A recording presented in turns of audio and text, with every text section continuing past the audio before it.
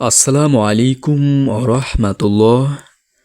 আজকে যারা শিশু, কালকে তারা বাবা অথবা সমাজের অভিভাবক।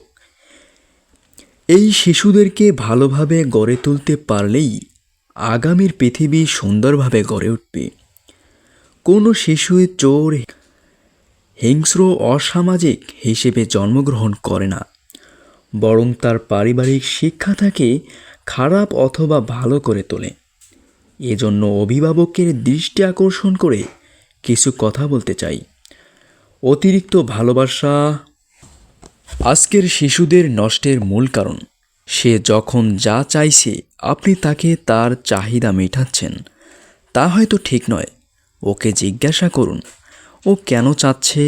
প্রয়োজন আর অপ্রয়োজনের তফাৎটা ওকে বোঝাতে শেখান। এতে ওর মূল্যবোধ বাড়বে।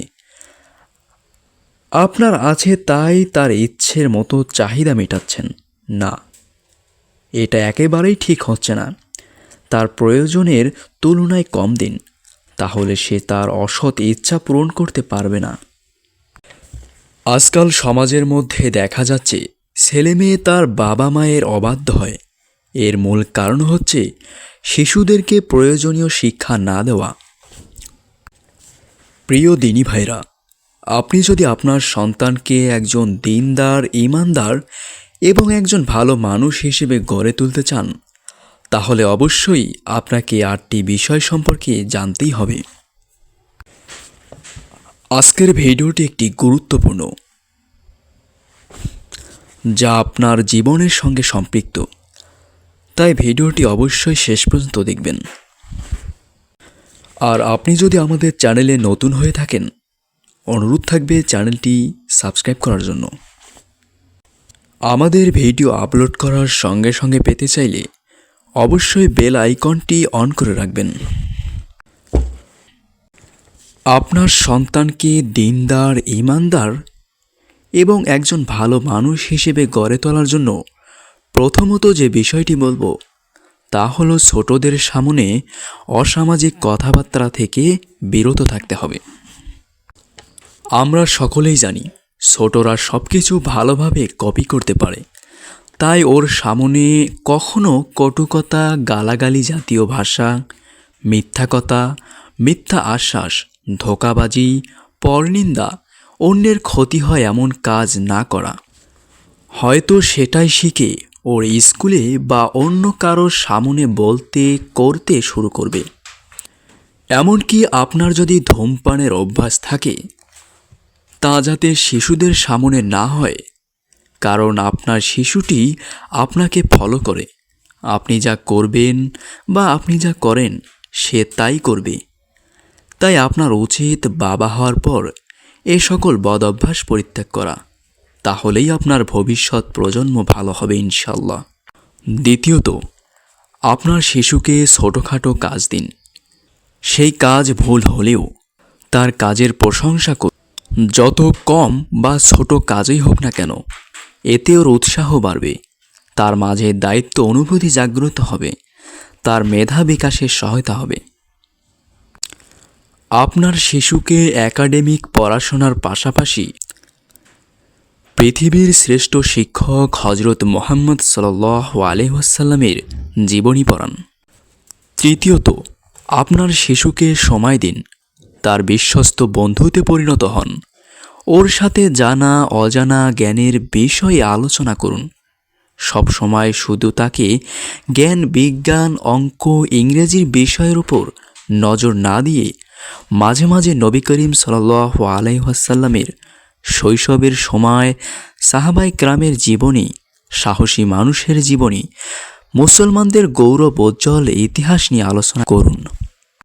তাহলে দেখবেন ওর মাঝে প্রকৃত মুসলমানের চেতনা জাগ্রত হবে। চতুর্থত, সামনেই হয়তো আপনার সন্তানের পরীক্ষা। এজন্য তাকে আপনি কোরআন, হাদিস, বিভিন্ন বই থেকে বিরত রাখলেন। খেলা বারণ, টিভি দেখা বারণ, কোথায় যাওয়া তো চলবেই না, রীতিমতো যেন কারফিউ জারি করা হলো। তারপর আপনি হয়তো রোজ বলবেন ক্লাসে ফার্স্ট হতে হবে, 80-90 নাম্বার পেতে হবে, নইলে এর মূল্য থাকবে না, ইত্যাদি কথা। আপনি মনে করেন এখানকার সফলতাই জীবনের সফলতা। আসলে কি তাই? অবশ্যই না। একবারও কি এ কথা বলেছেন ভালো মানুষ হতে হবে, কোরআন হাদিস পড়তে হবে?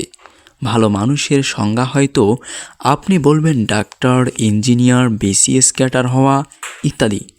না, শুধু তাই নয়, আমার আপনার উচিত একাডেমিক পড়াশোনার পাশাপাশি নৈতিক শিক্ষা প্রদান করা। তাতে সে একজন ডাক্তার হবে, পাশাপাশি একজন ভালো মানুষ হবে, একজন ভালো মুসলমান হবে।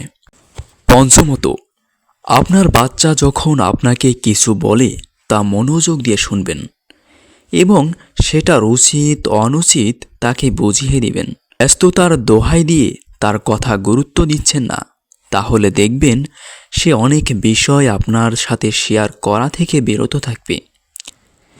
ওকে গুরুত্ব দিন, দেখবেন ও আপনাকে তার সবচেয়ে ভালো বন্ধুতে পরিণত করবে, আপনাকে ওর ভালো বন্ধু মনে করবে। ষষ্ঠত, আপনার শিশুর নিজেকে কিছু সিদ্ধান্ত নিতে দিন, সহজ কিছু ব্যাপারে। কার সাথে কেমন আচরণ হবে, বড়দের সঙ্গে কেমন, ছোটদের সঙ্গে কেমন, পুরো বিষয়গুলো পর্যবেক্ষণ করুন।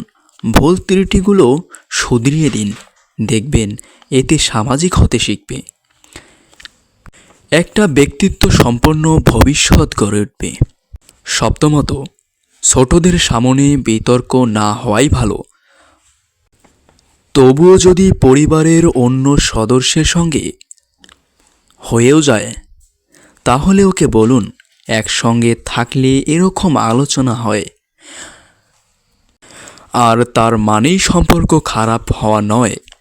দরকার হলে ওই বিতর্কের সমাধানও ওর সামনেই করুন, যাতে ওর মনে কোনো কুপ্রভাব কিংবা চাপ না পড়ে।